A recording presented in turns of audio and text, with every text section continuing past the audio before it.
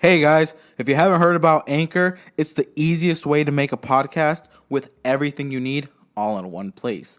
Let me explain. Anchor has the tools that allow you to record and edit your podcast right from your phone or computer. When hosting on Anchor, you can distribute your podcast on listening platforms like Spotify, Apple Podcast, and more. And trust me guys, it works. It's everything you need to make a podcast all in one place. And the best of all, it is totally free. Yes, totally free. So download the Anchor app today or go to anchor.fm to get started. Can you hear me? Can hear you. Can you hear me? Yep, loud and clear. Perfect. Perfect. How are you doing today? Good, thanks. How are you, Marco? I'm doing pretty good. At it. Sorry for not joining in at 7. I was in the bathroom, and so I just got out. Plus, decided to get some water too, just in case get thirsty. Of course. Exactly. But my girlfriend is not here yet because she's been busy at work. But should be home soon, but it doesn't really matter. We could still start, but when she gets here, I mean, she could also be here when we're doing it I too. know So, that. I know that feeling. Whatever you want to do. You that's want to fine. We start can still do now? it now. Yeah, we can still do it now. All right, whenever you're ready. I just like the uh, free format. How I think it's what you call it. Just kind of go with the hmm flow. That's kind of how I do with the podcast. I don't really have like This set is not. questions. This is not my first podcast. I've done this before. Yeah, well, that's good. What other podcasts have you done? I've done Slam the Gavel. I did a segment for the Price of Business show. I did. Um, let's see. I've done Alienation via the State. Um, I spoke at the National Federation of Families annual conference last month, so I was out there Ooh, as well. how'd that Unfortunately, it go? was no, well, it went great. I mean, despite the fact that of all the places that they could have chosen, they chose Oklahoma City. I mean, if you want to get excited about Oklahoma City, what you have to do is you have to say, well, at least there are less dirty needles on the ground per capita. But yeah, I did have to go that far to get excited about Oklahoma City, but it is what it is. It was a change of scenery, and after COVID and everything else, and not traveling as much, it was nice to get out of New York. By the way, don't go to New York; it sucks. I mean, is that where you're currently at, or where are you currently at? It's where I have the misfortune of residing. Oh, from New York. I live in Nebraska, the state that people say doesn't exist, but it's where I live. I thought that was Wyoming, but That's another one. Wyoming and Nebraska are kind of the two that people like to associate of not existing, but I'm here. I could list off a few more. Iowa, Idaho. Let's see. What else doesn't exist? New Mexico. A lot I of, could keep a, going. a, Alabama, you know, Mississippi, Arkansas, just, unless you're Bill Clinton. there's a lot of places that don't have a big, well-known city. Because Wyoming, the biggest like city is Cheyenne with think about like 50, 60K population, and that's the biggest Oh yeah, city well, in. yeah, exactly. Wyoming is less than 500,000 people. I mean, if you look at the history, even to get statehood, they had to lie about the population of Wyoming, say it was more than it was to actually get statehood. For people that still know their American history. That's actually I just recently learned that actually where they had a lie.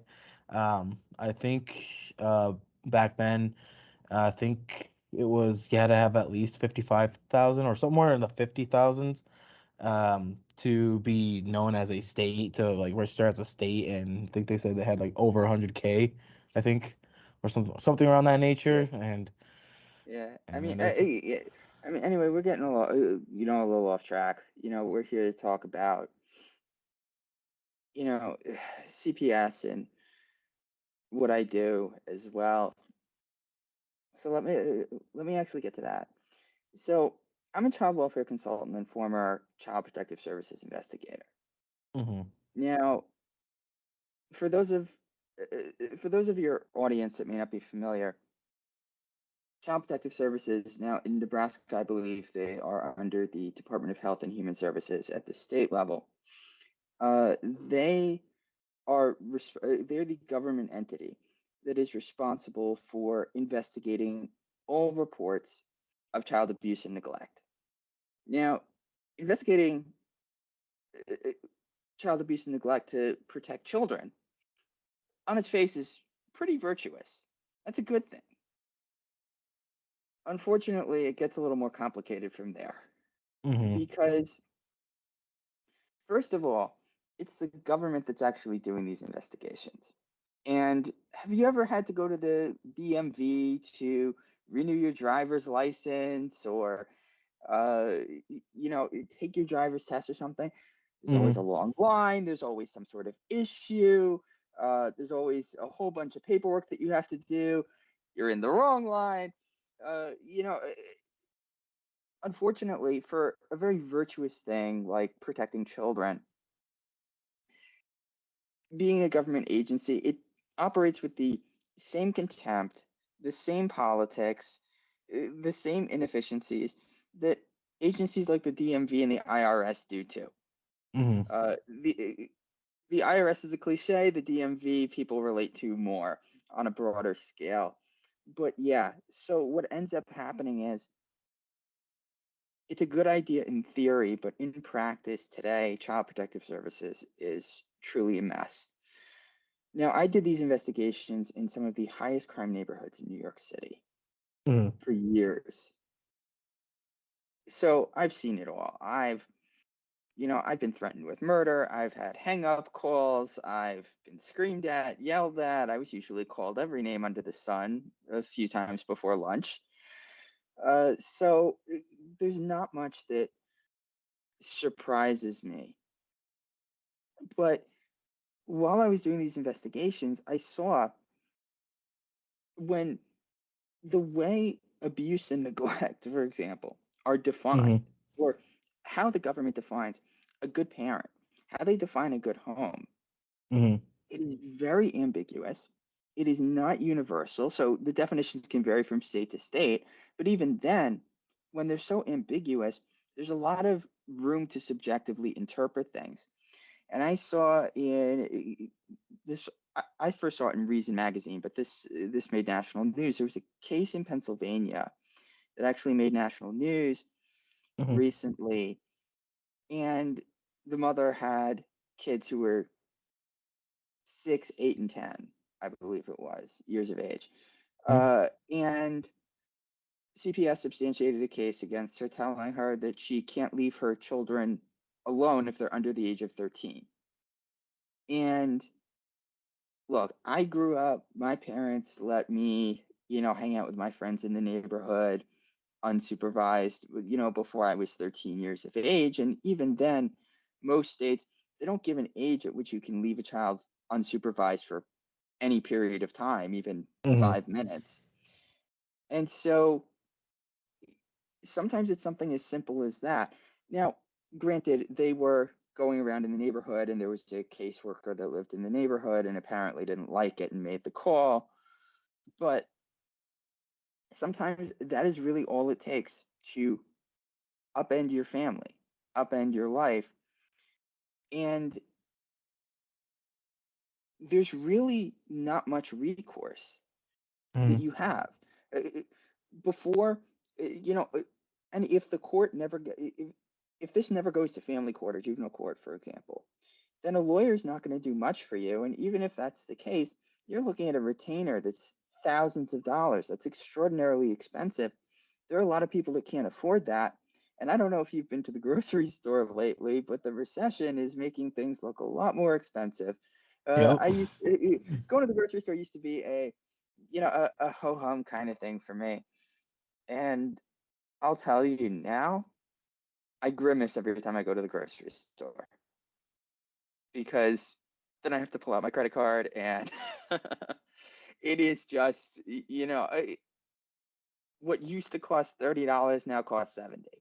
What used to be $100 grocery shop is now at least double that sometimes. It really is. But when it's not just food, when it's your kids you're fighting for, Mm-hmm. your right to have your kids, it's a whole different ball game. And people don't realize a lot of the time just how little it would take to upend a family. This is why I tend to call CPS investigations among the most frightening experiences any parent can endure. The research has shown that 1 in 3 children in the United States will be subject to a CPS investigation before they reach the age of 18. Mm-hmm. That's 1 in 3, considering there are 61 million families in the United States. That is a substantial number. I mean, in 2019, there were 2.2 million investigations performed nationwide. 3 in every 10 were substantiated. There were 500,000 children in CPS custody. That's foster care, kinship care, institutionalization, but separated from their parents, and 84% of those removals Mm-hmm. were not due to abuse. They were due to neglect. Maybe there was something about the home, or maybe the child wasn't attending school, or there was a domestic violence report and a preemptive removal was done. Sometimes it's something as simple as that. It could have been a misunderstanding, an argument. No, the child might have heard something, and therefore they might have PTSD. So we're going to remove until we hear otherwise. And it really can be that bad.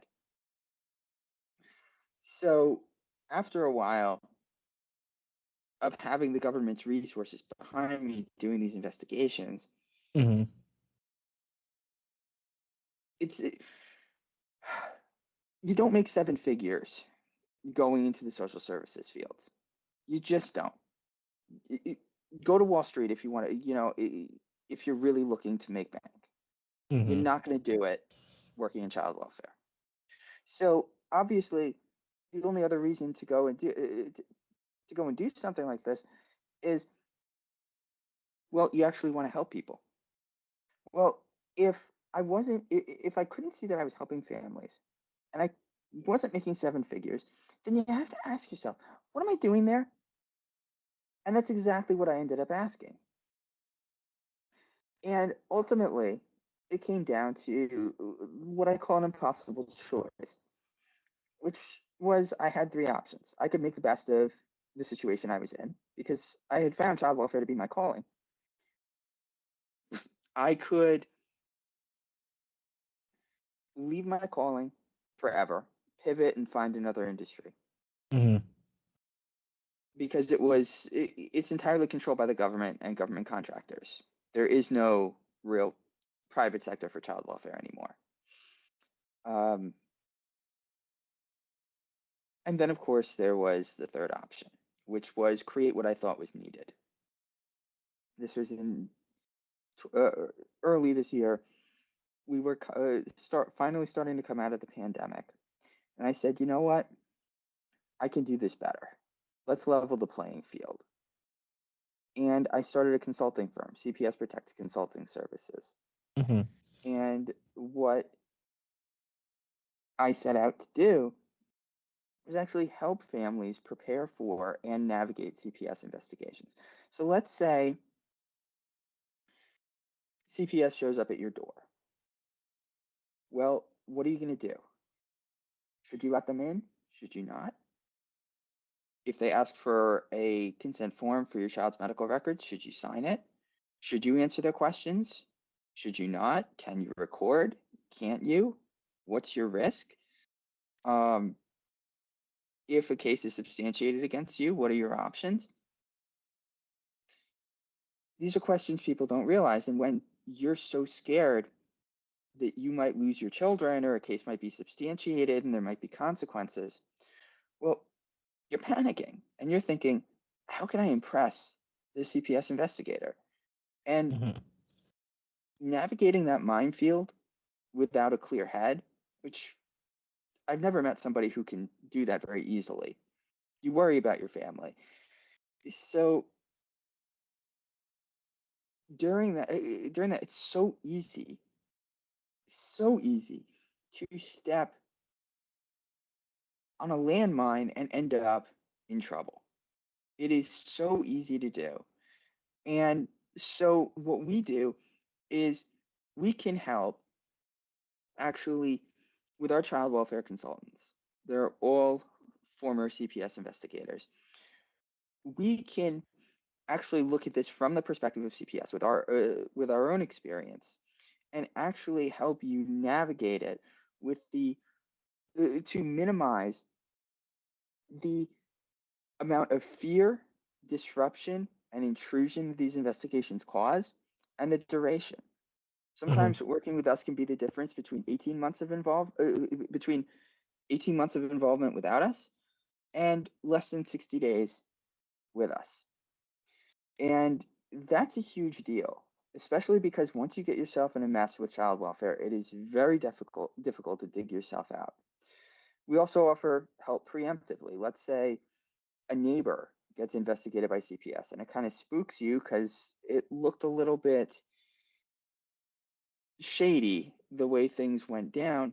Hmm. Well, you know what? We can help you prepare. So before they even show up at your door, you are ready for just about every scenario that they could come up with. And one of the ways that we do that, in addition to actually meeting and actually doing the investigation, we have these personalized plans because it's a lot easier to look at a piece of paper that summarizes a packet that summarizes everything that we found. It's through CPS Protect, and for our recommendations, it's much easier to follow those instructions than it is to think on the fly when you are really truly frightened. Hmm. There's really nothing else like it. And so it's a big gamble. I've invested quite a bit in doing this, but I think it's necessary because you can look, there have been plenty of people who have complained about how child welfare works and the countless issues, but there really hasn't been any substantial change. And even when there is reform, parents aren't getting their desired outcome. And so the question is, if you keep telling the government there needs to be reform and it just doesn't happen, then what do you do? Well, it turns out that foster care, kinship care, uh, CPS contracted prevention services, which are CPS contracted service providers in the home, it's a slightly newer development that's designed to reduce the amount of family separations, but really results in more perpetual involvement in some ways because these in-home service providers are mandated reporters and they also are contracted by CPS. So in order to not lose those contracts, they have a very low threshold for reporting the smallest things. And it basically puts parents in at the burden of either be perfect or have a whole nother investigation. So that be, you know, that being said, how do you actually level the playing field and get child protective services to come to the table? Well, if they're Hmm. federal funding, if less people are accepting prevention services and going for more private services, community-based organizations, and they're meeting the minimum standard more, so less removals are happening. There's less federal funding coming in, and it changes the incentive structure in such a way that it might make the government more willing to have a conversation because it's very difficult to hold the government accountable. It's very difficult. It's much easier to hold the private sector accountable than government because is government really going to hold itself accountable? Nope. Not often. And so here, this is, in a system with really no checks and balances.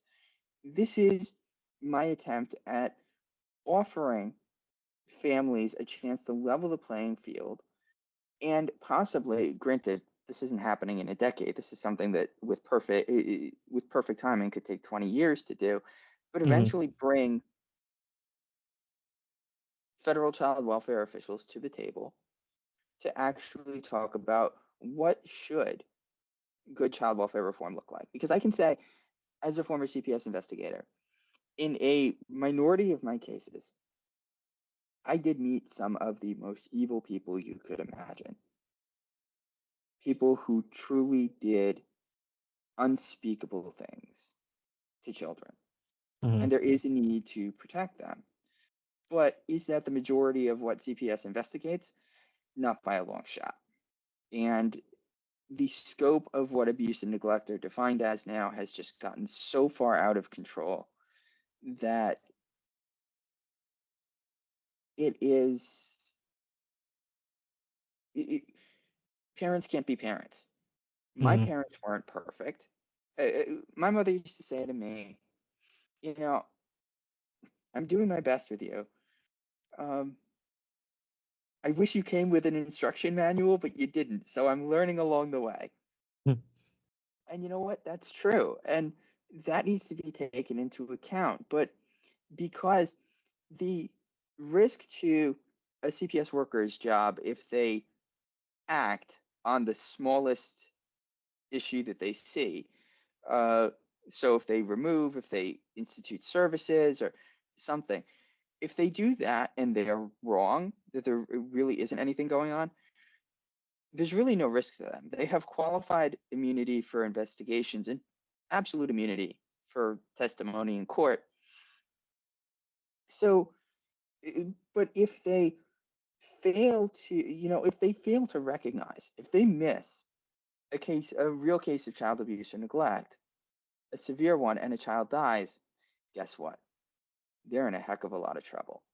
So there is a lot less, there's almost no risk to them if they, if they act on the smallest things. And this creates reactions that seem to be out of proportion to what's actually going on.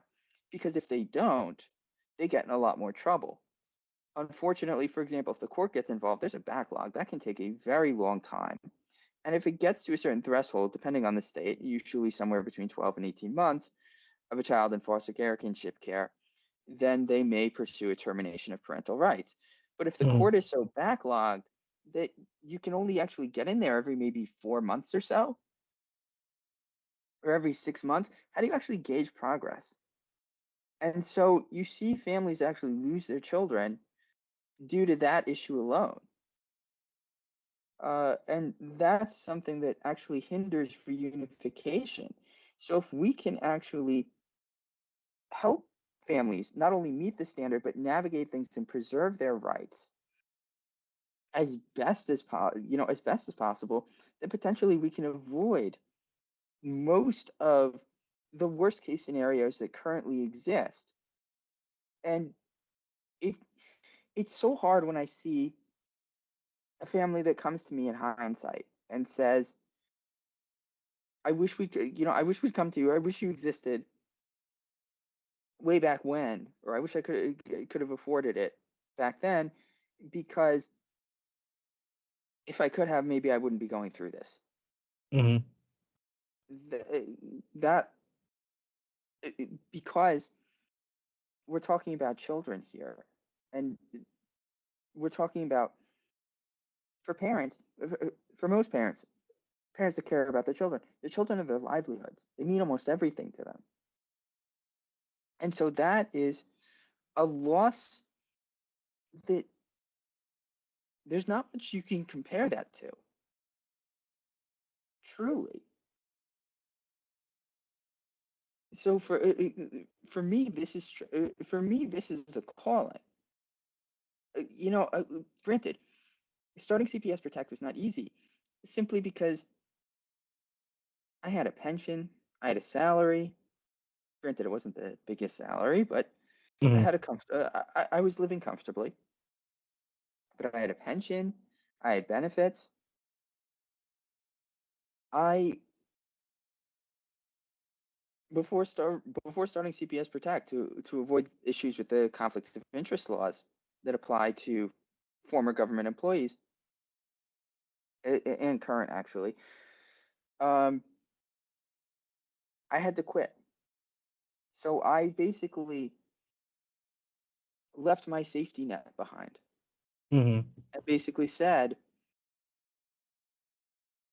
I'm going to give this my best shot because doing what's right is really important. I'll admit it has not been easy. This has been pretty rocky. I did this going into a recession. So, unfortunately, when you're talking entrepreneurship, it's not logical. Every logical bone in your body should tell you it's not a smart decision. Mm-hmm. But I knew what I had here, and that's why I'm doing it. Because I mean, the most expensive for us for what we do, we have. So just in case someone moves, we separate some of our services so that they don't have to get everything if they need it over again. But literally, the most expensive recommended packages that we would offer to a family come out to, the preemptive consultation, home assessment, and risk assessment come together for a total one-time payment of $600, which is a lot less than the attorneys will charge. And for the peace of mind, it really is um, something else. I've tried to keep it as low as possible just because I understand how difficult this is.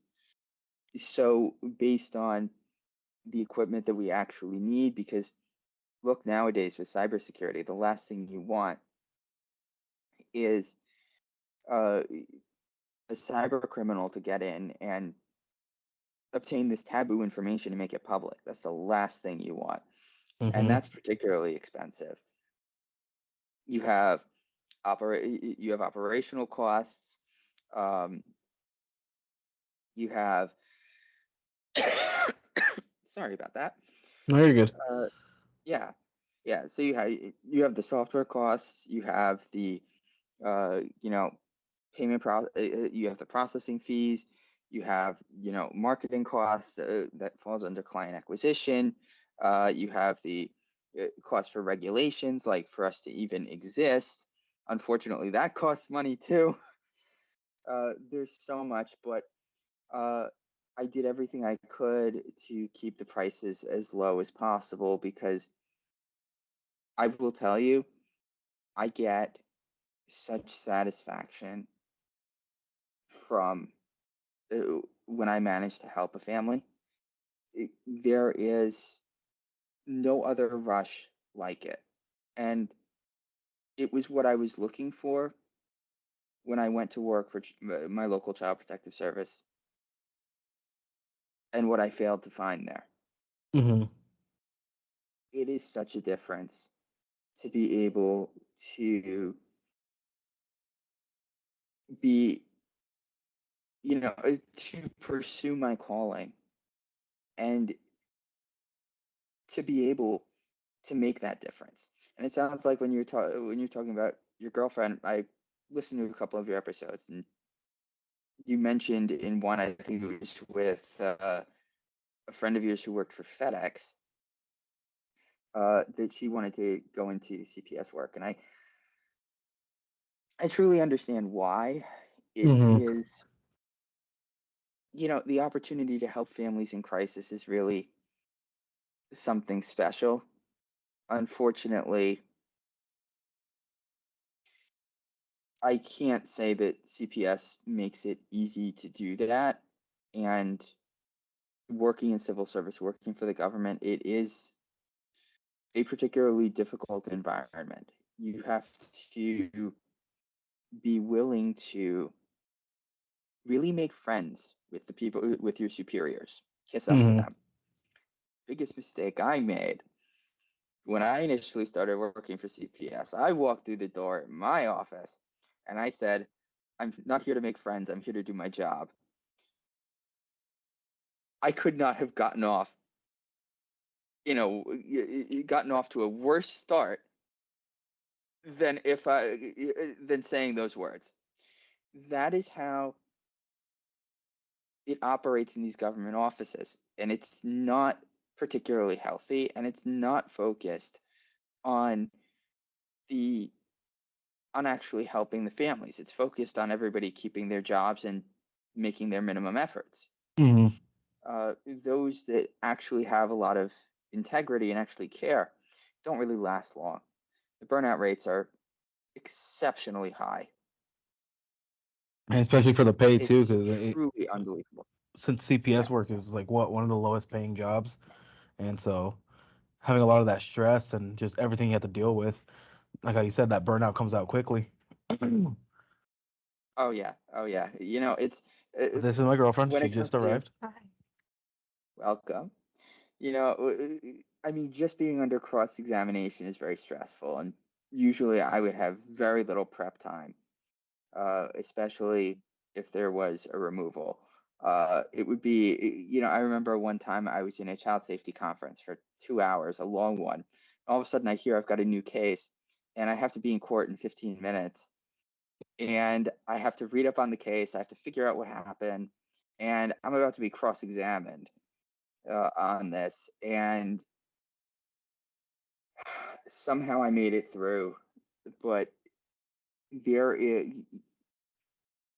the amount of stress for the amount of pay and the limitations in how you actually are able to help. Just because, look, if it came to just getting a client a piece of furniture, the amount of people I had to go through, it could take months to do it. And if it was a piece of furniture that, for example, if it was a crib and it wouldn't be able to get there in time, you might have to make alternative arrangements, or it might have to be a removal. There was some those were the times where it really broke your heart, because it wasn't as if I was making the rules either, and I didn't really have control over the situation. I would be overridden, but again, seeing a lot of this, getting the experience, this is why I left and started CPS Protect. Is now there is another option. Granted, the hard part is actually for people who don't trust, who obviously their trust may have been violated by CPS. They don't trust themselves to handle it. They've heard plenty of false promises. Actually convincing them that what I have to offer is legitimate is not easy. In addition, when it comes to the marketing, right now we're in the middle of the holiday season, so it's quieter for me. Um, I can't imagine anyone ever presenting a gift card. This is why we don't offer this. Presenting a gift card to their spouse or their friend for our services. Here, get a preemptive consultation, a home assessment, and a risk assessment. I got you a gift card. Merry Christmas. Happy Hanukkah. I'm sorry, I can't imagine that ever going over well.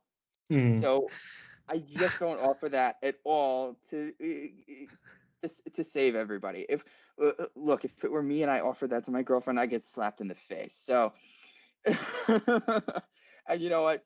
I will say I probably deserve it. Uh, Something like this is very difficult to actually market in some traditional ways. But again, it's really important, and I love that I get to pursue my calling and I get to do this on my own terms, because whereas it was very difficult to help families back when I was working for CPS, it is very easy with each client that I work with to make a difference here. Mm-hmm.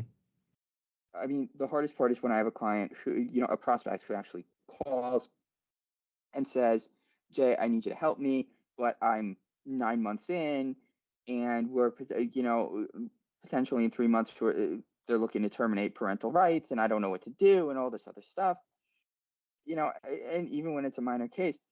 But for me, I don't provide services for reunification. That typically is more attorney heavy. So as a child welfare consultant, that's not my area. And for some of these families, it's like, well, I can't afford a, $8,000 or $10,000 retainer, for a private attorney. So I'm stuck with what the court will offer me. But unfortunately, there's really nothing that I can do in that scenario. And if I went and said, okay, I can help you, they're not going to get their money's worth out of it. Because could I provide some value? Potentially, yes, but not much. I mean, when I can refer, I do. But the truth is, when it comes to families who've truly been wronged by the child welfare system, there is not much available to them. For lack of a better way of putting it, they're kind of screwed. It, it pains me to put it that way. But if it gets far enough with child welfare, there's not much you can do. And you're at the mercy of the system itself. It's truly tragic. I wish I could change it um, by myself, but even for me, and I've done some, taken on some crazy stuff myself. This is much bigger than me, Mhm. so I'm doing what I can, and that's CPS Protect. Uh, we serve, in fact, I've tried to maximize our reach. We right now we serve all 50 states. Uh, our website is cpsprotect.com. If people are interested in finding out more, actually, because some people have had some difficulty, because again, with the recession and some in the lower class, it's not like you can afford $500, $600 for our services. On Thursday, we're actually launching a subscription blog called CPS Knowledge. And while that's going to be less personalized to individuals, each week we will release an article on a CPS term, a CPS law, CPS in the news, with some recommendations on actually how to how this is relevant, how to actually handle that aspect. And I think that that could be really good. And for that, it's for the annual subscription, it would actually be $4.99 a month, and for the monthly $6.99. So we're really looking to, I'm looking to reach out to those who even may be tighter financially, because Mhm. the truth is that more than half of CPS investigations do hit the lower class. The research is pretty darn clear on this. Um, How come? well, that there are debates as to why, but from what I can see, what it looks like is unfortunately there's some aspects of poverty that do arise as safety concerns. So let's take, for example, uh, an allegation of inadequate food, clothing, or shelter.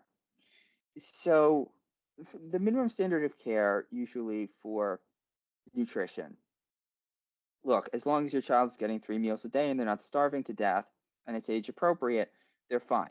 That does mean that you could, in theory, take your child to McDonald's and get them Happy Meals for breakfast, lunch, and dinner, meet the minimum standard of care there. But if they have a diagnosis of diabetes and you're still doing that, not so much. That would be considered medical neglect. But the problem is, if it's a subjective standard and the CPS worker says, well, you don't have enough food for a full week here, or when was the last time you went grocery shopping? And it might have been 2 weeks, and it's because I've had difficulty affording it. But there's a whole bunch of food pantries in the area that she didn't get to. You know, even if she's applying to recertify her food stamps, for example, then that may still qualify as a substantiated case.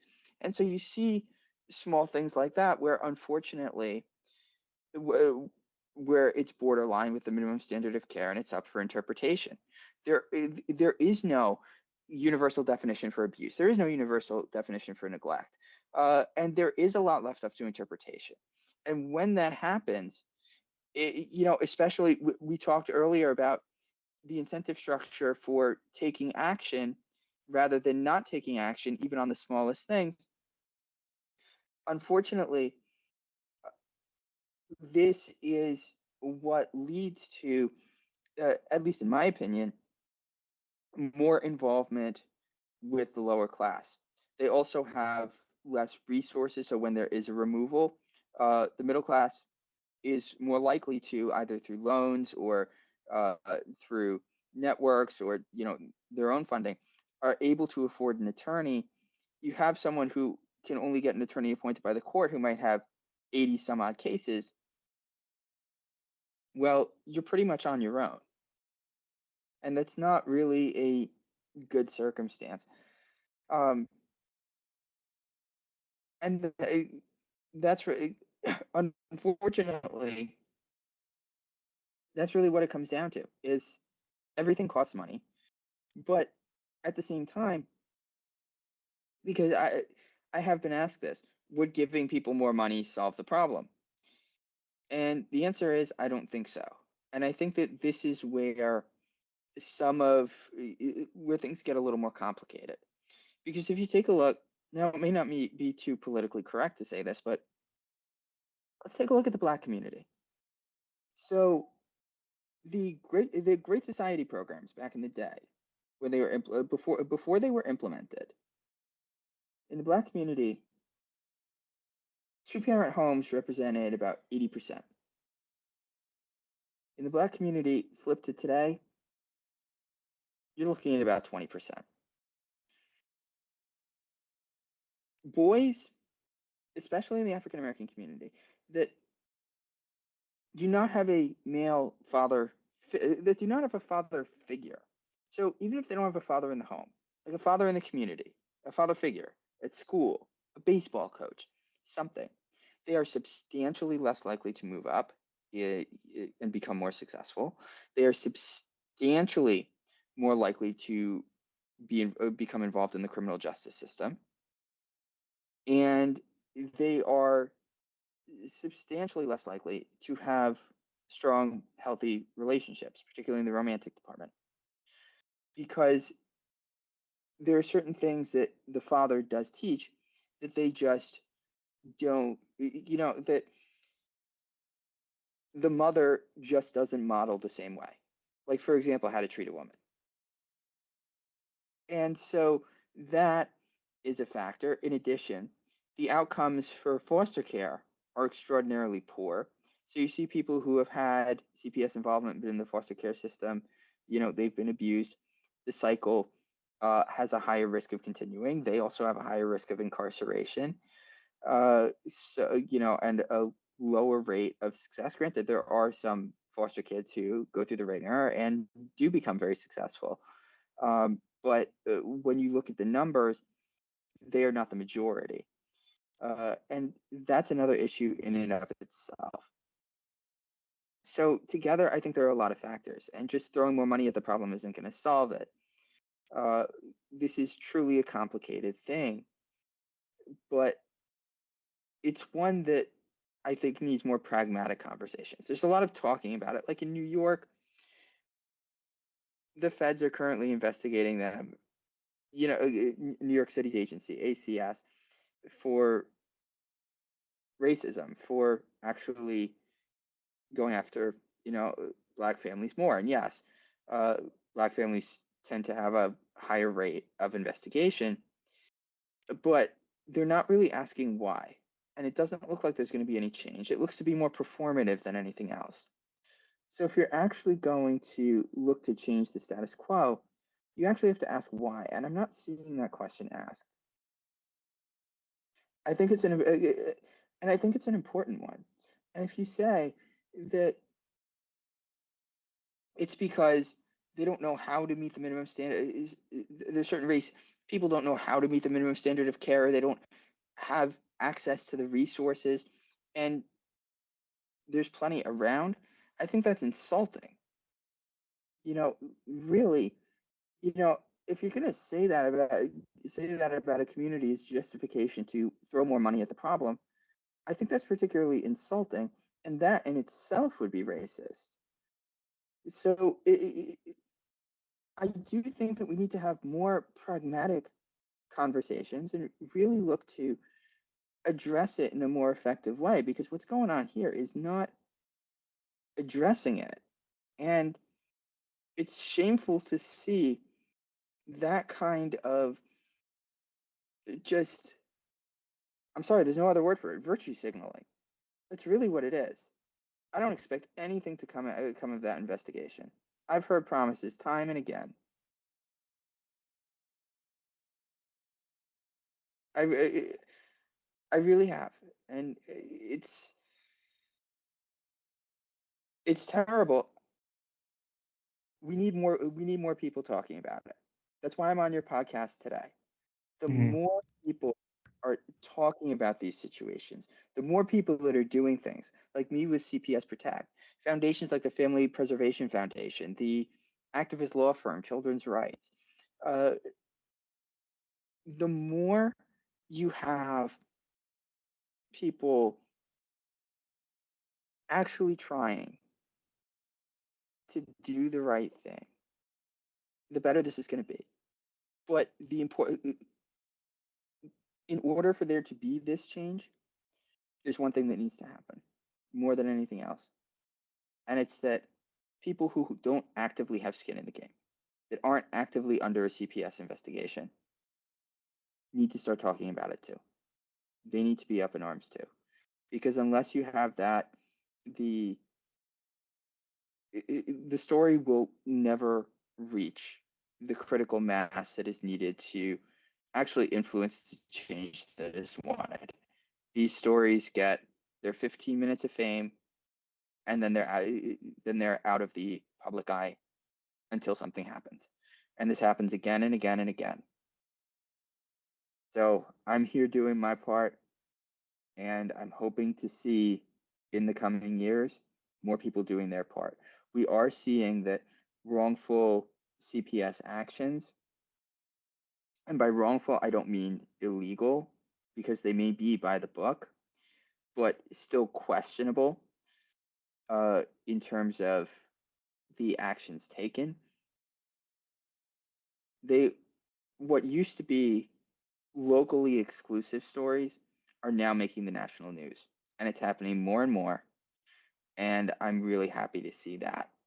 I think the other factor is we are seeing parents, and although I try not to delve into politics, we're starting to see parents, particularly of school-aged children, start to become a voting class in their own right, because I'm sure you've heard plenty in the news over the past couple of years about school choice and whether parents should have a say in what their children are taught.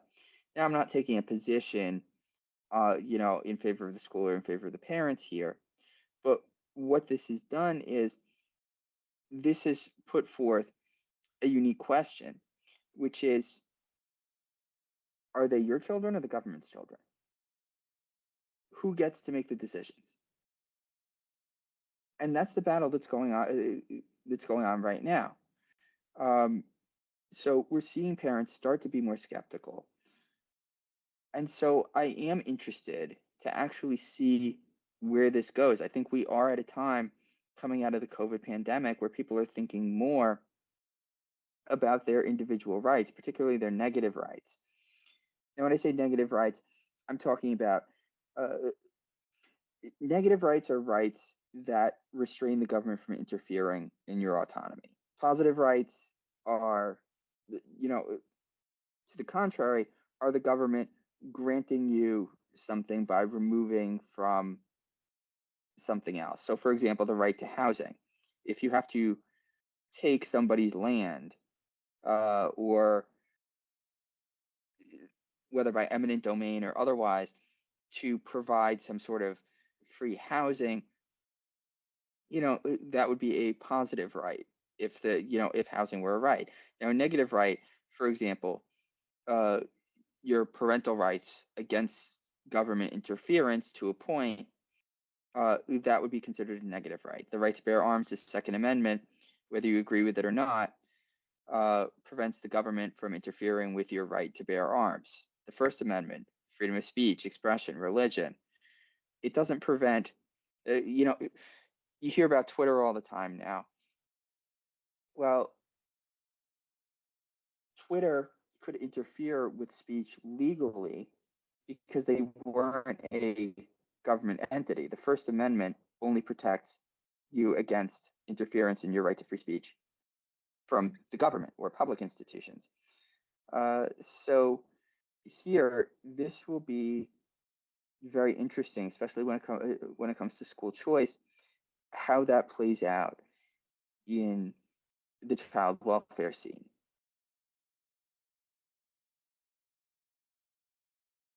Yeah, something else. Oh my goodness. This is like probably her second time, so she might be a little bit nervous. That's okay. I am going to college for this, and You're majoring in social work? so I do you think understand why. that's? Do you think it's worth it? Going into child welfare, no. But if you're going to go for your master's degree, your MSW, I say that is absolutely worth it. Because if you can get your master's in social work and get that licensure, that will open a lot of doors. There are a lot of things you can do with that. You could also go into private practice for psychotherapy and get your LCSW. And if you want to continue schooling after that, once you have your LCSW, you can get your certificate in psychoanalysis if you want. But with the bachelor's in social work, there's not going to be a whole lot. So you're going to have to, the master's degree is going to have to be part of the package if you're going to do it. But there is a lot that you can do with a master's in social work. So I wouldn't discount you from going into it. Would I recommend going into child protective services?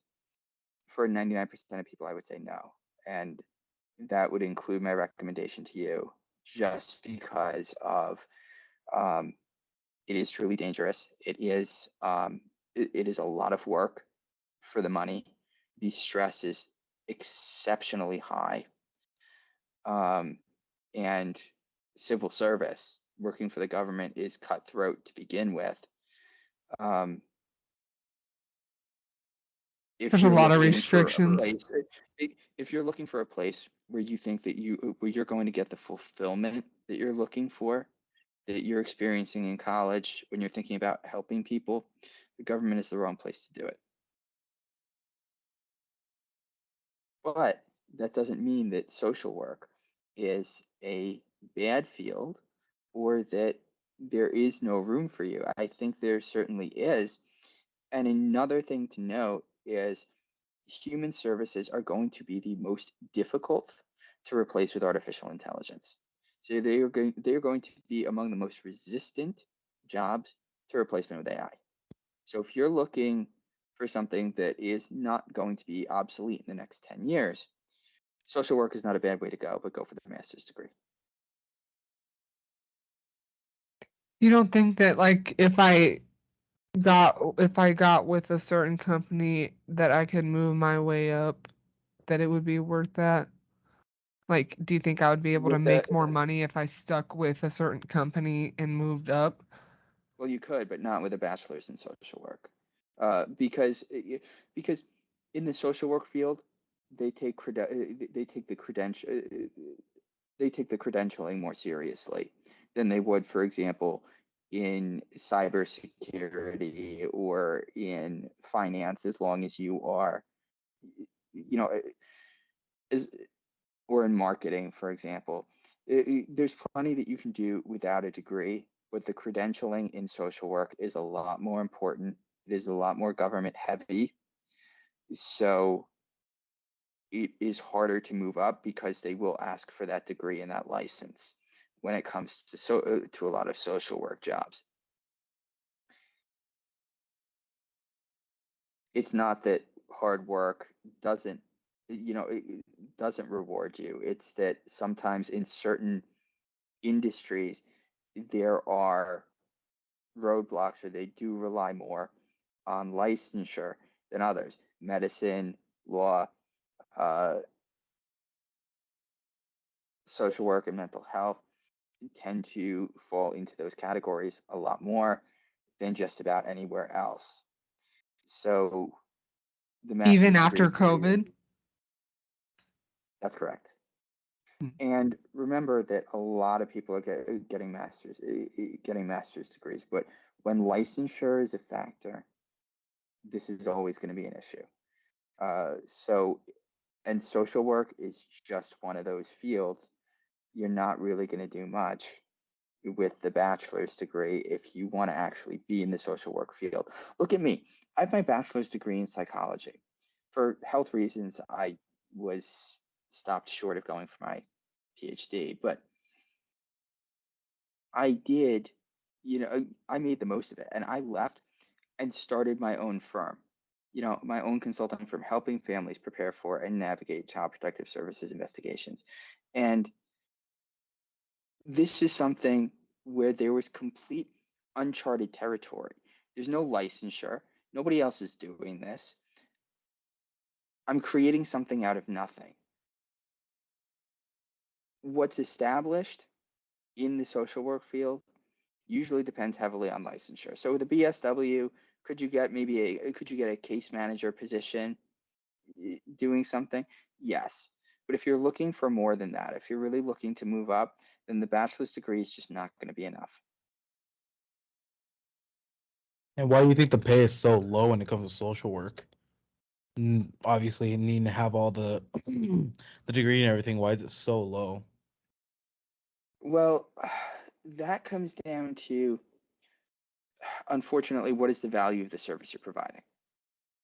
A lot of this is government, is taxpayer funded, but the return on it is not particularly high. And if the return on it is not particularly high because there isn't a whole lot of demand for this for the service, and you can't really raise the price. Well, how do you actually make it more lucrative? If your demand for it is mostly low income, how do you make more how do you make more money off of it? You can't, the price always has to be lower. It has to be subsidized by the government. And so, unfortunately, and this is not to talk about the social value of the service, but to talk about the financial value of the service compared to something like cybersecurity right now, or compared to iPhones. Uh, as much as I hate them myself, but the there is more financial value because the demand for it, even at a higher price, is substantially higher. So social work is never going to really be subject to the same economic pressures, especially because it is so heavily taxpayer subsidized. So what ends up happening, what you have here is the biggest opportunity for social work to be uh, financially lucrative are in two areas. One is in nonprofit executives, and the other is in those who go for their LCSW, licensed clinical social worker, and provide psychotherapy in private practice. Those are the two areas where you're going to make the most in social work, hands down. Like 3 figures, 5 figures. I would say if you want to get into if you want to have any chance of getting into the six-figure mark, that's what you have to do.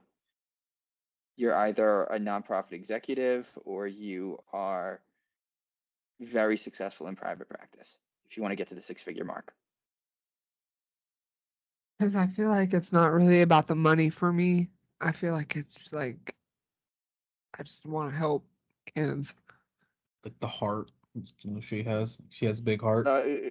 The hard work, yes, yes, we've all heard the cliche, but yes. So obviously, when money is not the only objective. When you are really looking to do something to help children, for example, unfortunately, you are more likely to take lower pay. Uh, it's there's a cost to every choice that you make.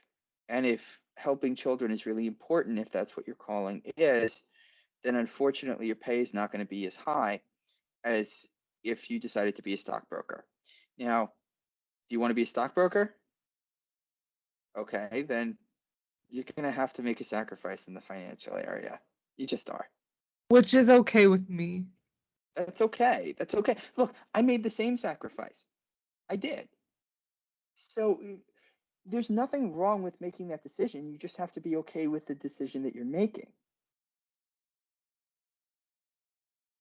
Am I gonna help a lot of kids though? Because the way that you were explaining it makes it sound like the government has a lot of ways that they don't let you help how you need to help. Well, it depends. If you're going, it depends on what you're doing. Sometimes there are nonprofit contractors that will be doing after school programs. If you're looking to go into child protective services specifically, I can't say I can't say that it's going to be particularly helpful.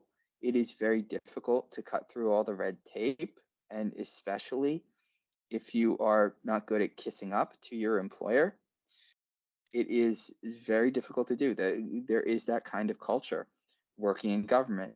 Now, granted, some of the nonprofit contractors, that work outside the child welfare system, so to speak, are not necessarily bad, and that can be very lucrative.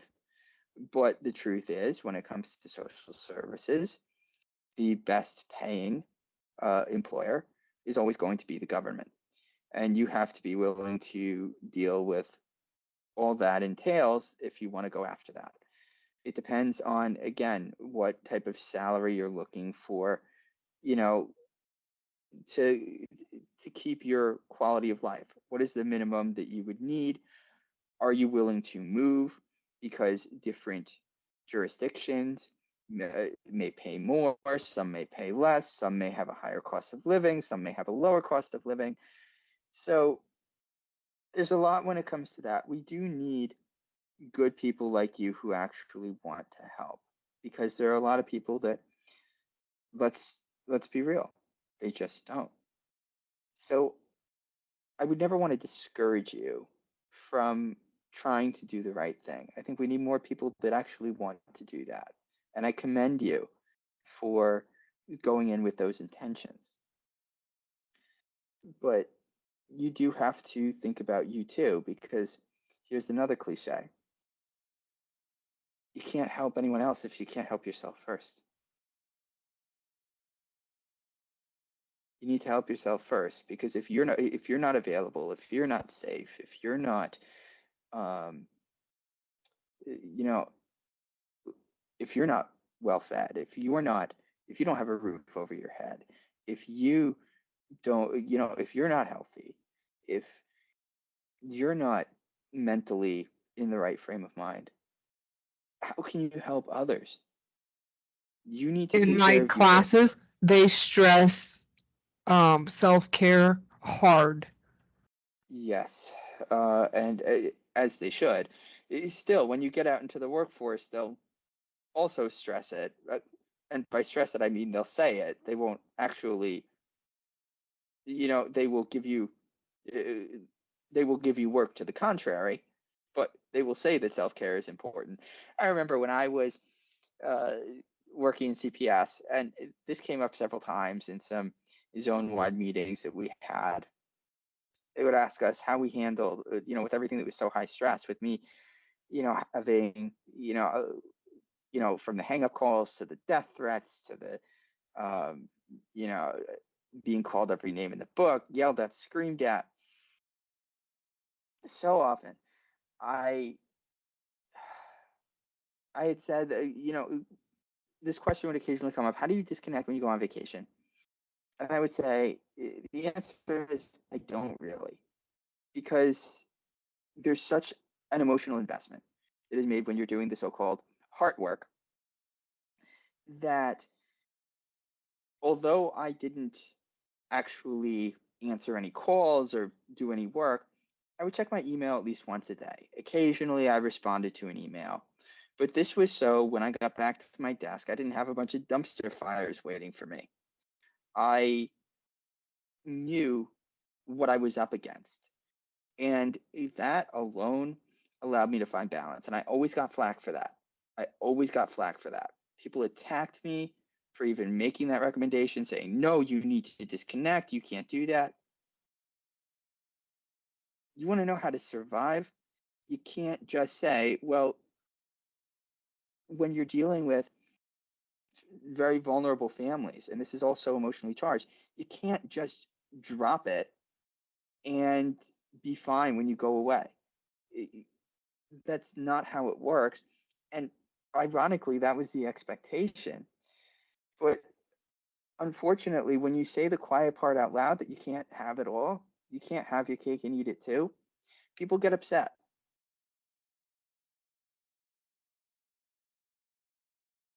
I remember when I was doing investigations, the reason that I was different in the way I did it is I always went in with with with the idea of how can I get this family to want to work with me for a reason other than if you don't work with me, I'll take you to court. Because threatening somebody with court was the easy way out. But if you ever wanted to see lasting change, you can't just hold a hammer over their head and threaten them with compliance because as soon as that hammer is gone, as soon as that threat is gone, they're back to the status quo. They're back to square one doing exactly what they were doing before. If they don't want to change, it's never going to happen. So you have to find the reason as to why they actually want to change. And that's where they didn't technically call it this, but this is what it was. I got some training in what the military calls tactical empathy, which is really how do you use empathy to ensure that the outcome that you want is the outcome that you get? How do you use that to get somebody to react to you in a certain way? And this is the kind of stuff that I had to use, but sometimes this was the difference between something getting out of control and something staying in control. I remember a case that I had that was assigned to me. It's just a case, it's just with three children. It was a case of a bad match. It was during COVID. The therapist that was doing Zoom therapy with the kid. The father was out of the home due to some domestic violence issue, and the therapist was encouraging communication with him. There was a restraining order in place, and mom was really stressed out. Mom was out of work. Her kids were her whole life. She was stressed out. And it basically, I come in, she doesn't want to see me. She's ready to slam the door in my face. And it takes me about 10 minutes, but I convince her to let me in. She's still not interested in letting me interview the kids. Still very hostile toward me. But we're sitting down and we're talking, and I'm seeing her mind racing as she's talking about the allegations. And something occurs to me. So I ask her a question, and this question is so shocking to her because it seems so far out of left field that she stops in surprise. I ask her, what are your hobbies? What do you like to do for fun? I see her just staring at me like like I was speaking Mandarin Chinese. It was so I asked her again, what do you like to do for fun? And she's like, well, I have my kid, I have my kids and I'm taking care of them. And I'm like, well, yes, but do you like to read? Do you like to play board games? Do you like to uh, go out with friends? She's like, well, I don't really have time for that. I'm like, you seem really stressed. And she starts to see where I'm going. I'm like, you need to get a hobby. Look at you. You're a single mother trying to take care of three kids. You're stressed out. This therapist just doesn't seem it just doesn't seem to be a good match. I ask her about her support. So her mother lives in the area, and she has a couple of friends, and she talks about what she used to do, and I'm like, look, I got to go through the motions in order to close this case. But what I'm seeing here, this looks like a case of a bad match for a therapist. I understand what's going on with the father and everything, but in order to close the case, I need to go through everything. Let me interview the kids. Show me around the house so I can do what I have to do. I will make a new referral to a clinic in the area that I've made referrals to before. And, that should be a better match therapist for your daughter. And work with me. I may have to come a few more times just to get everything done. Work with me and this will be over and behind you. And at the end, so she did let me interview the kids. I did get through the investigation. When I left that initial visit, she said, I don't know if I'm supposed to say this, but I hate CPS, but I'm glad that if CPS had to come, that they at least sent you. And I did eventually end up substantiating the case. I did not meet the burden. Granted, could I have substantiated it? Yeah, with the subjectivity and ambiguity of everything, I could have. She also asked for a referral for herself for therapy, and it was really interesting to see that sometimes it really is that simple, but it's not usually treated that way. This is a case that could have gone either way, and yes, I put myself at a higher risk by not substantiating it. But this is not the norm. I mean, I remember getting flack when I referred to a community-based organization instead of prevention services for somebody on a substantiated case because they don't have the same relationship with CPS that the contractors do, the prevention services contractors. So what this comes down to is it was not easy to do the right thing, and I often got a lot of flack for it. And eventually I got tired of it because you can only fight for so long. And this is also why I knew I wasn't going to be moving up in at the Child Protective Services agency I was at, was because I wasn't kissing up to people. Granted, I wasn't making my supervisors look bad, my superiors look bad, which is why I had a completely clean record. I was never written up, not once. But at the same time, this is something that truly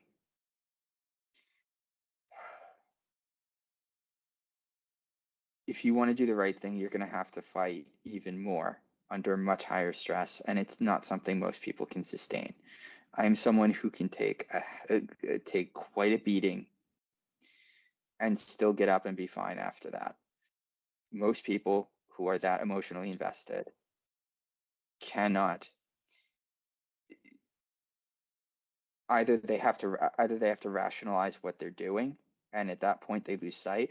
I remember every time I did a removal, I always made a commitment that I would not sleep well that night because I needed to remember, I needed to realize the gravity of what I had done. Because even if it was so bad that a removal was warranted, you're still separating a family, and it's still traumatic for that child, even if it actually is in the best interest. It is still traumatic, and if you go to bed feeling just as good as you were before you did that, there's a problem at that point. If it ever got to the point where there was no difference for me in my evening routine and how I felt, then I knew that I was done in child welfare. I made a commitment to always do that. This is not the way that a lot of people actually approach this. It's really unfortunate, but we do live in a world that is not necessarily very kind. I will say that one of the scars that I have from my time in child welfare, actually a couple of them, one of them is it is very difficult to fight the cynicism. When you see enough bad, you tend to see it in other places. The other is I had gotten to the point where I had myself so under control that my ability to actually express my negative emotions was compromised. And it got to the point that one day uh, I actually decided to go back to go into counseling because I I saw the writing on the wall. I couldn't actually when I would get upset, I couldn't actually express because I was so used to keeping everything under a lid. I couldn't actually express it. I couldn't let it out. So eventually, it's like a pot of boiling water. Eventually, it's going to boil over the top, and you don't know who you're going to hurt once it boils over. That is a recipe for disaster. And it took me quite a while to actually be able to start expressing those emotions again because I was keeping them in because because sometimes with the neighborhoods I was going into, my mere survival depended on me being at the top of my game, being alert, being aware, uh, keeping my composure perfect. Because God forbid it wasn't, and I missed something, that could be the difference between between me walking home in my own 2 feet and me being delivered to my parents in a body bag, and I knew it. Why do you think people disrespect CPS workers so much, though? I never took it personally because there are a couple of reasons. One is they're frightened, they're scared. When CPS comes in, even if you're doing everything right, the question, literally, when CPS knocks on your door, just by flashing their badge without saying anything, this is the message that's being sent. Hi, someone reported to the government that you're a bad parent, and I'm here to find out why. May I come in? How is that going to make you feel? You're going to be scared. You're going to be angry. You're going to be upset. This is how people react to this shock. And it's not like it's not like they knew that CPS was showing up most of the time. They don't. It just gets sprung upon them.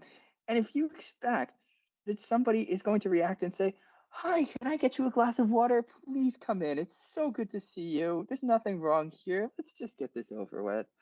No, no, that is not how human beings work. You should know this being in social work. Human beings do not work like that.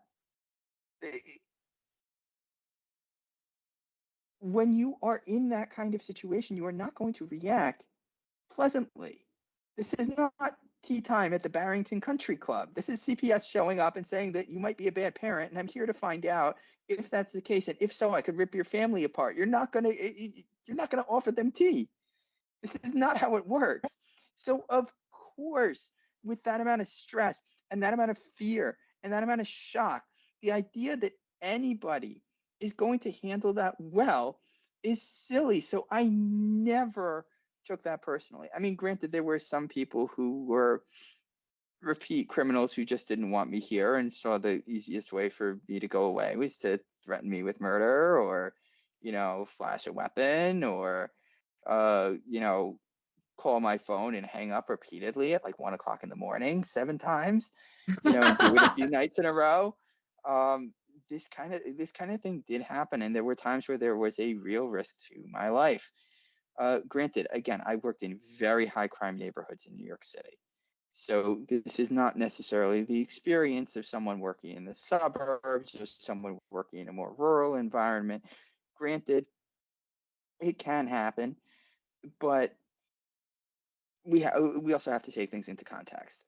let's not let this get too far out of control in terms of what the experience might be in Nebraska.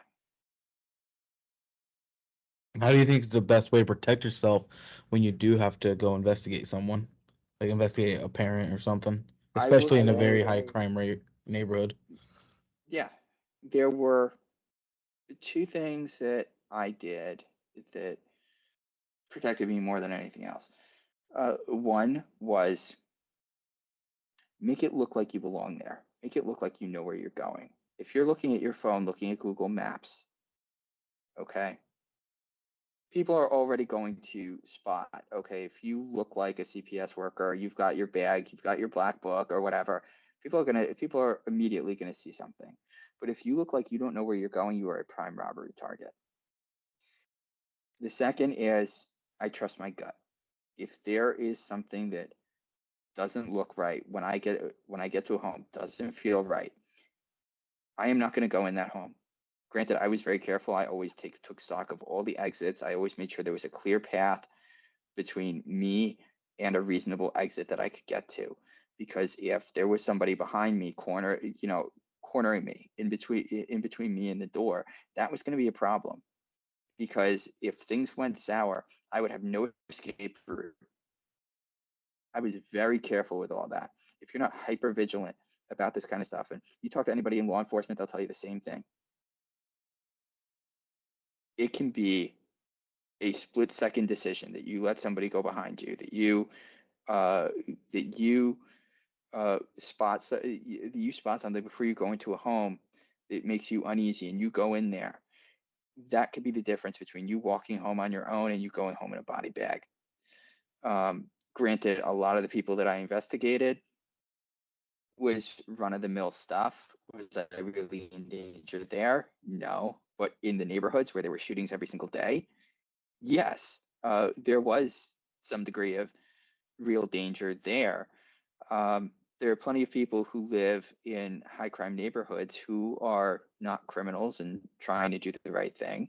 There are also plenty of people there that don't. So I'm not using this to bash the people that I investigated, or the people who live in the neighborhoods that I investigated. There are plenty that are law-abiding citizens. So I wouldn't be so quick uh, to dismiss everyone there. But when you look at the numbers and you look at the crime, I mean, yes, there is a very real threat.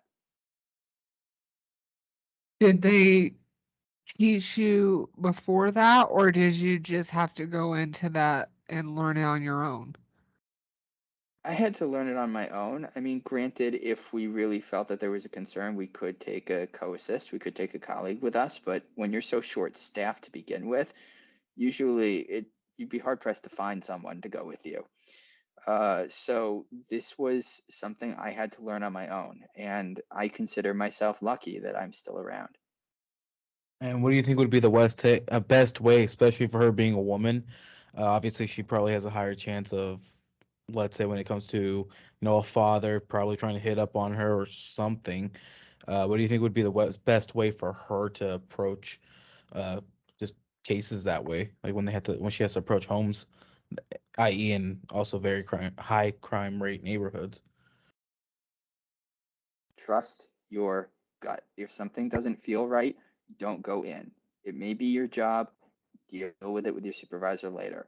That's what it comes down to. Because when you know if something doesn't seem right, it's probably not. And if you get shot and killed, that job will be filled by someone tomorrow. Okay? They will mourn you, say, "Oh, what a terrible loss," and then they will move on with their lives. And yours will stop in its tracks. It is never worth, if you get that bad feeling, it is never worth going in there alone if you think that something is going on. Granted, you can't use that every time, but learn to trust your gut.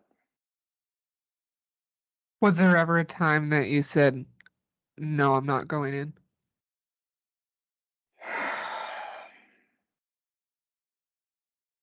There were times that there was one time where I demanded a co-assist based on the report, Uh, there were times that there was never a time that I said I'm not going in, but there were times that I took extra precautions. But again, I was extremely careful with everything that I did. Um, most people do not go to those lengths. It is, and especially because I was a guy, it's a little different. With women,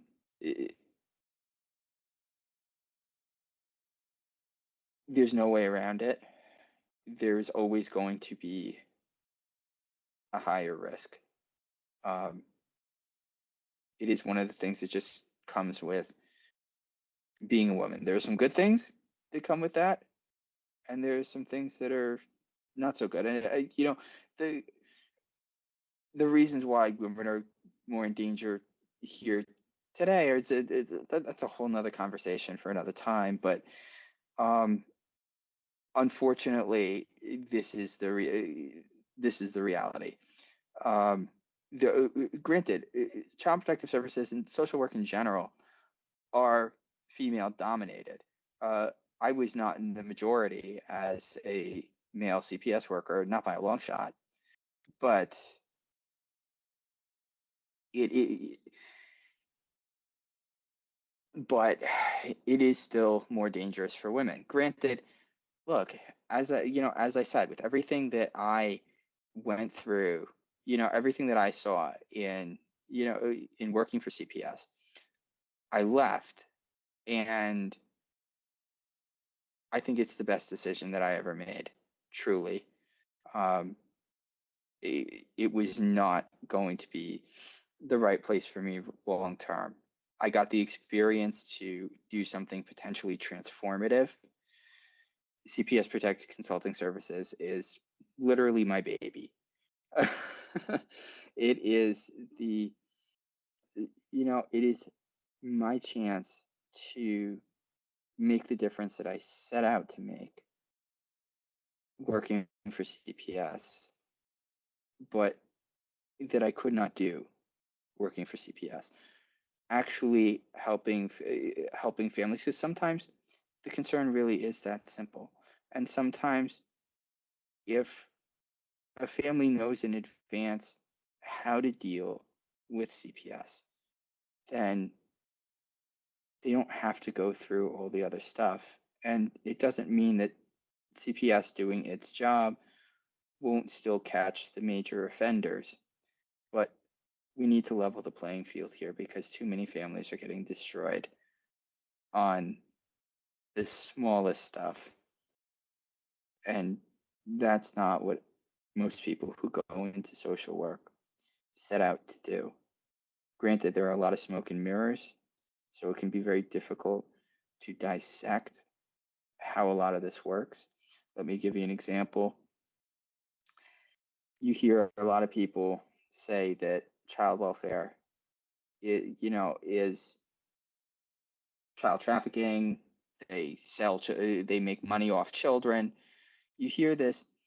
What CPS typically says is no, that's not true. Now, there is some truth to it. Granted, it's not as blunt as implied, but there is some truth to it. And the reason is that prevention services and foster care and kinship care are funded by the federal government through Title 4E of the Social Security Act. So what happens is, let's take removal, for example. A child is placed in foster care. Well, these are typically handled by, once at that point, the investigation is basically done and it's handed over to a foster care case manager. Now, historically, this was still part of the government. Now it's usually a contractor, a private nonprofit agency that does the foster care case management for CPS.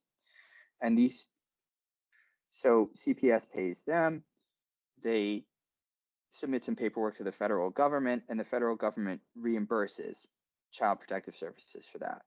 Now, what happens is these private foster care agencies, case management agencies, they negotiate these very, very, very expensive contracts with the top people at these child welfare agencies in the government, which makes these inherently political, these contracts.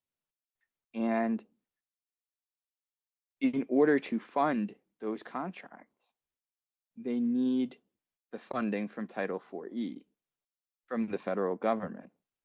And so these political transactions that allow these public-private partnerships, these business-to-government nonprofit contractors to do this, well, in order to fund those contracts, you need the kids, you need the, you need the federal funding to do that. And so this truly is, in some ways, some pretty sleazy politics. So no, CPS workers aren't paid extra to remove kids. That's not true. But there is some truth to the financial incentive when it comes to removing kids. Now, granted, do they do that and say we need to remove this many kids to fund, to fund this foster care agency contract? No, but because the definitions for abuse and neglect are fairly ambiguous, and the incentive structure makes it so they act very quickly. Well, what ends up, on smaller things, what happens is they don't really need to finger individuals and say, well, we need to actually meet the quota here. It's not hard to do. And then when they have more kids who were removed, or it was for a longer period of time or something else, they can go say, well, we need more funding because obviously there's more of a need. So the agency grows. This is, and this pays for more. So there is some truth to the to the allegation that CPS gets paid to remove kids. It's not technically it's not technically accurate. Like if you work for CPS, you're not going to see an increase in your paycheck for removing more kids, or if the CPS worker is your supervisor remove more kids, you're not going to see that. But this is the way it works, and those allegations shouldn't be dismissed outright. There is something to it. I have followed the rabbit hole quite a ways to figure this out, but even if the people who are doing the removals aren't getting paid more, the policies that are put in place are designed to do that, and they're put in place by the same people negotiating these contracts. And that's where it truly becomes an issue, and it does leave a bad taste in my mouth, because this is an agency that, Child Protective Services is supposed to be helping kids and helping families. And here, when you break it down, you're starting to see, is it really the case? Money is everything in the world right now. Always has been. Well, yes, of course, but with politics also comes power. And, that's something that we have to keep in mind.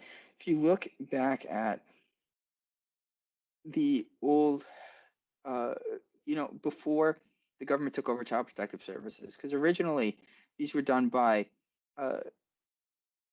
private organizations called Societies for the Prevention of Cruelty to Children. The first one being the New York Society for the Prevention of Cruelty to Children, founded in 1875, actually by the founder of the Society for the Prevention of Cruelty to Animals. Yes, let it sink in that there was a Society for the Prevention of Cruelty to Animals before there was one for the Prevention of Cruelty to Children, by decades. So what happened was, in the New Deal, there were some, before the New Deal, there really weren't a lot of laws that protected children. Then in the New Deal, they started to have some child labor laws. Then you started to see in the 1960s, custodial abuse and neglect were decriminalized, and the remedial courts, that is, the juvenile and family courts, were created. At the same time, in the 1960s, the network of societies for the prevention of cruelty to children started to falter. Some closed due to lack of funding, others closed due to lack of staffing. There just wasn't enough interest.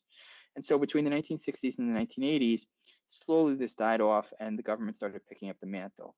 The states developed their own central registries and assumed the mantle for conducting CPS investigations. And by the 1980s, you had the entire country. CPS was now a government entity. The Societies for the Prevention of Cruelty to Children, the few that remained at the time, weren't really doing the investigations anymore. The only one I know of, actually, there are two that remain. One merged, it's a prevention services agency. I believe it was the Massachusetts Society for the Prevention of Cruelty to Children. The New York Society for the Prevention of Cruelty to Children also remains. They do counseling for CPS workers in New York City. They do mandated reporter training, and they remain the custodians of the records from the child abuse cases they investigated. But that's all that remains. So basically, in terms of the private sector not affiliated with the government, CPS Protect Consulting Services is basically it. I'll make sure to put your website down in the description for both the YouTube and on the others, so then people can go check it out. Absolutely. Yep, that's cpsprotect.com. We can also be reached by phone at 844-633-KIDS. That's toll free, 844-633-KIDS. Perfect. And I'll make sure to add both of them, both the website and the phone number, in the description, just so when people need to contact you. And I do know you did say that you're willing to operate in all 50 states, right? Yes, we serve all 50 states. Perfect. But yeah, I'll make sure to have you down there. Same when I post it around on like on Facebook and whatever. I'll make sure to tag you along on your website and all that fun stuff. Thank you very much. It's been great being here. I appreciate you having me. Have a wonderful evening. Thanks for answering my questions. No problem. My pleasure. Thank you for coming along. And this episode will come out this Sunday around 11 a.m. Well, Central Time for me, so about 12 p.m. your time, Eastern Time, right? Or Yeah, you 12 got it a.m. Yeah. right. Yep. I was just You making got it sure because right. I do know New York is Eastern, but I was just trying to make sure for how big it is. I know if they operate in a different time zone, but I was pretty sure it was Eastern. New York is not that mystical. Well, man, it's still a place I want to go see. New York City is still a place I want to go visit. I mean, I'm more for the financial district, the pizza, Statue of Liberty. I mean, the Yankee game. the Yankees. I mean, I know they're gonna be a big one. I know for like the Giants, the New York Giants, the Jets, probably see a game there too. But yeah, I appreciate you wanting to come. Like I said, I'll put in your website and the phone number in the descriptions when it comes out. Same on Facebook, Instagram, TikTok, all the social medias that I posted on.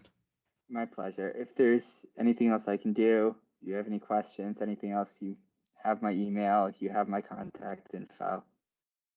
Again, thank you for having me on. Of course, and I'll make sure to refer anyone that if they do have any CPS questions or any CPS help, or same with her if let's say later on she has any, I'll keep you in mind and I'll make sure to have them contact you. All right, great. Thank you, Marco. Have a wonderful evening. Thank you. You have a good one too. Bye. All right, bye-bye.